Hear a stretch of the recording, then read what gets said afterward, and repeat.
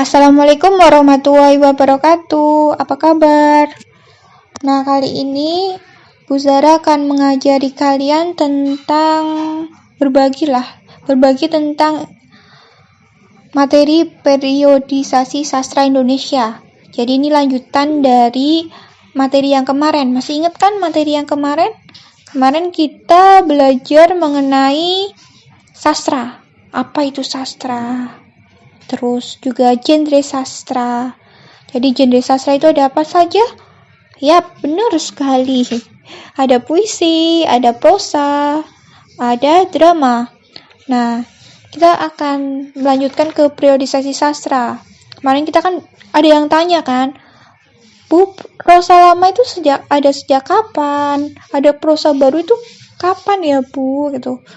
Terus ada hikayat, ada yang lain. Nah, ini kita akan mempelajari itu lebih detail. Kita hubungkan dengan periodisasi sastra. Nah, periodisasi sastra itu apa sih? Jadi, periodisasi sastra itu pembagian sastra dari periode-periode waktu tertentu yang memiliki ciri khas yang sama. Jadi, intinya itu, dari sejarah sastra yang dari zaman adat sampai zaman sekarang itu sastra dibagi-bagi nih sesuai dengan waktunya dan ciri-ciri tertentu. Jadi ciri yang khas dari setiap waktu atau periode itu gitu. Nah, untuk apa kita belajar mengenai periodisasi sastra?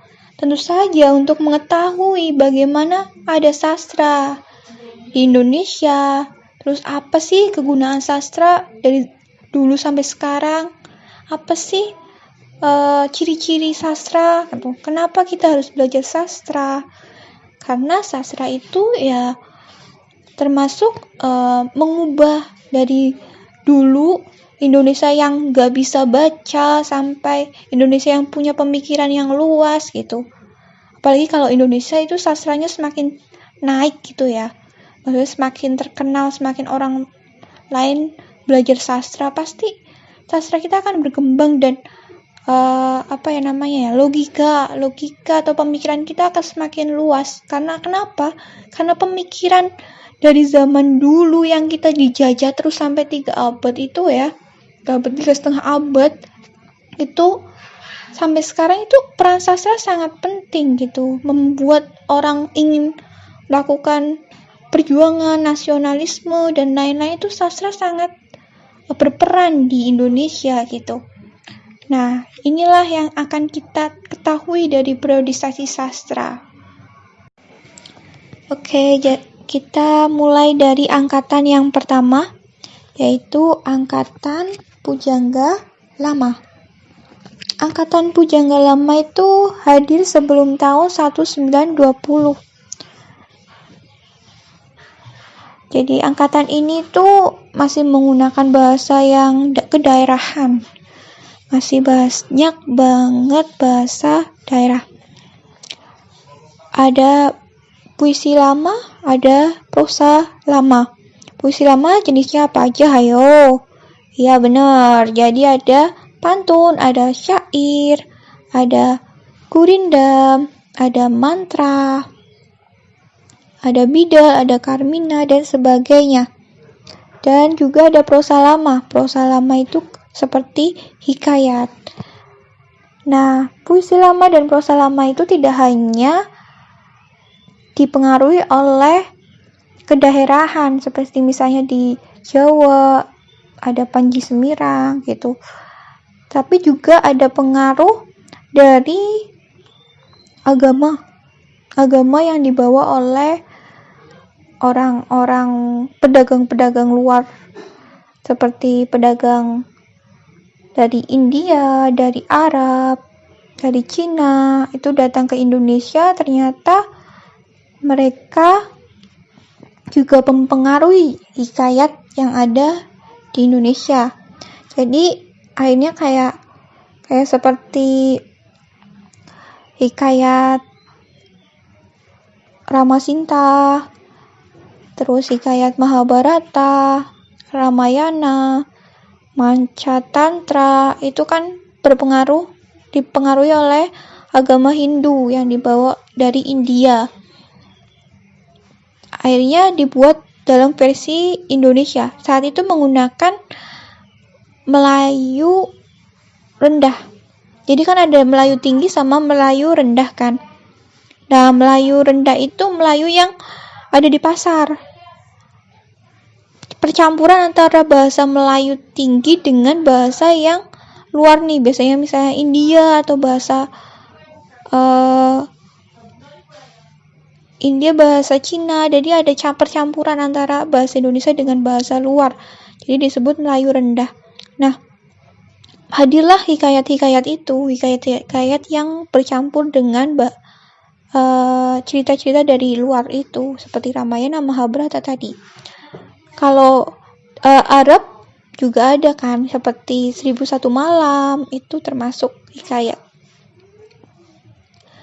Nah, selain itu penulisnya itu bentuk anonim, jadi penulisnya itu anonim. Kemarin kan ada yang tanya, Bu, ada yang penulisnya juga diketahui. Iya benar. Jadi ada juga penulis yang dikenal. Kenapa? Karena tidak hanya dari mulut-mulut saat itu, tapi ada juga yang ditulis, disalin tulisannya. Belum ada penerbitan saat itu. Jadi tulisannya tuh disalin. Jadi ada nama-nama penulis yang diketahui seperti Raja Ali Haji, ada Hamzah Pansuri, terus Abdul Qadir Mursi. Gitu.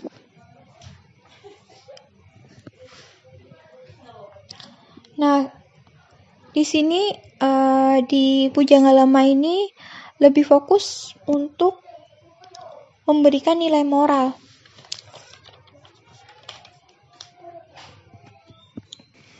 Oke, kita lanjut ke angkatan yang kedua. Angkatan kedua itu setelah Pujangalama adalah angkatan Balai Pustaka. Jadi Balai Pustaka itu didirikan oleh Belanda pada tahun 1920. Nah, angkatan ini ada di tahun 1920 sampai 1933. Jadi angkatan Balai Pustaka hadir karena ada sastra cabul. Jadi sastra cabul ini bukan yang panas-panas ya, tetapi lebih ke ada rasa nasionalisme, ada rasa keagamaan, membangun gitu. Membangun ingin perjuangan gitu. Nah, karena itu hadir Balai Pustaka. Belanda nggak tidak mau Indonesia itu punya perasaan ingin berjuang untuk melawan penjajah gitu, untuk merdeka. Jadi akhirnya tulisan-tulisan itu di stop, dihentikan, disensor gitu. Kalau ada penulis yang ingin menerbitkan buku, ini kan penerbitan pertama nih di Indonesia, Balai Pustaka. Kalau ada penulis yang ingin nerbitin buku, harus sesuai dengan kriteria dari Balai Pustaka. Salah satunya adalah tidak boleh mengandung politik atau nasionalisme atau keagamaan. Jadi akhirnya penulis-penulis Indonesia itu lebih fokus ke realitas masyarakat, yaitu lokalitas yang ada di masyarakat. Di saat itu tuh banyak sekali yang tahun-tahun ini banyak sekali tentang kawin paksa. Jadi perempuan-perempuan itu tidak ada daya untuk melawan. Jadi di saat itu benar-benar kawin paksa itu merebak gitu. Makanya novel pertama yang diterbitkan oleh Balai Pustaka itu juga temanya kawin paksa. Karyanya Mirari Sedagar. Judulnya Azab dan Sengsara, kalau nggak salah ya. Azab dan Sengsara. Terus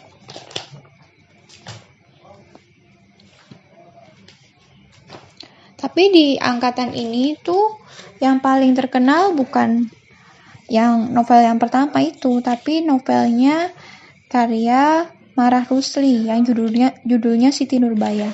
Sama-sama mengangkat tentang kawin paksa. bahasa yang digunakan masih Melayu tinggi ya, masih Melayu tinggi, dan kebanyakan penulisnya itu dari Sumatera. Tapi ada juga yang dari Jawa, tetapi kebanyakan dari Sumatera. Nah, selain Mara Rusli ada Abdul Muiz, ada Hamka.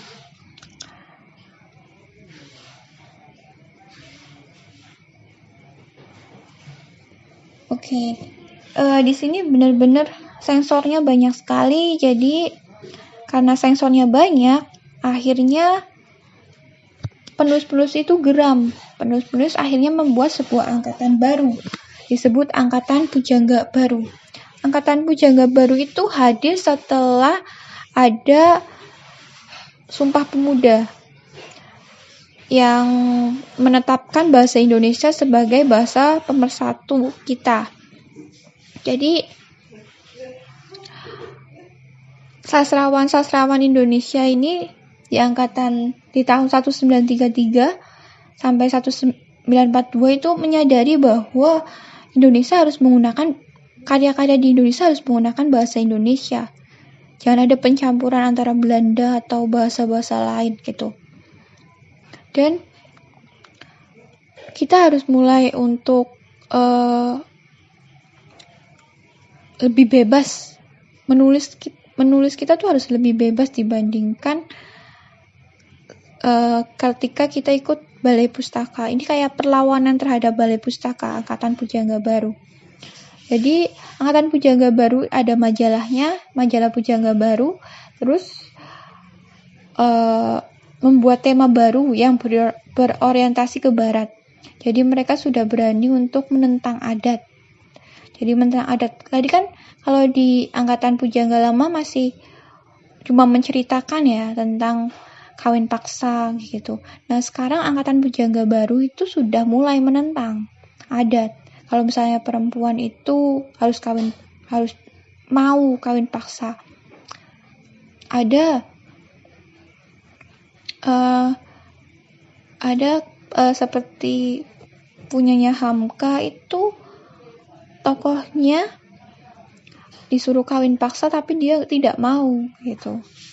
Tapi memang tidak melawan, tapi tidak mau. Sudah ada perasaan untuk aku punya pendapat, tetapi memang di saat itu masih belum berani melawan gitu. Dan kebanyakan di Angkatan Pujangga Baru walaupun menentang adat, namun tokohnya suka melarikan diri atau akhirnya meninggal gitu. Akhirnya tragis gitulah, melarikan diri ke luar negeri.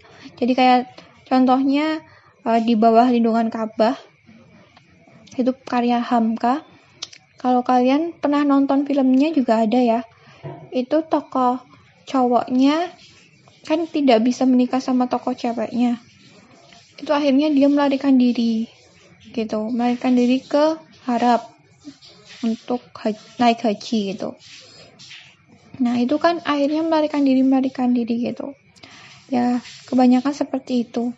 Tapi sudah ada perubahan. Sudah ada ciri-ciri baru dari Angkatan Pujangga Baru. Dibandingkan balai pustaka ada peningkatan gitulah. Peningkatan keinginan untuk melawan. Nah, karya sastrawan di angkatan ini tuh ada Amir Pane, ada Sultan Takdir Ali Sabana, ada Hamka, ada Abdul Muiz, ada Amir Hamzah, dan sebagainya. Nah, Sultan Takdir Ali Sabana itu termasuk salah satu anggota yang merumuskan anggota yang ikut ke saat Sumpah Pemuda. Jadi dia yang ikut bilang bahwa Indonesia itu harus menggunakan bahasa Melayu tinggi. Melayu tinggi itu tidak boleh dikatakan Melayu tinggi, tetapi sudah berubah jadi bahasa Indonesia gitu. Di sini bahkan pertama kali menggunakan bahasa Indonesia itu Sultan Takdir Ali Sabana. Dia menulis dalam majalah Pujangga Baru itu dengan bahasa Indonesia yang membuat masyarakat lain juga wah, keren juga menggunakan bahasa Indonesia. Ayo kita menggunakan bahasa Indonesia ya. Seperti pemersatu akhirnya. Mulai mempersatukan diri di sini, sastrawan. Oke. Sudah materinya segitu aja dulu. Besok kita lanjut ke angkatan selanjutnya, ada beberapa angkatan lagi. Oh iya, Ibu lupa. Jadi angkatan yang Ibu ambil ini Ibu ringkas ya. Tidak sesuai dengan LKS, karena LKS kan tidak ada angkatan pujangga lama. Gitu. Oke.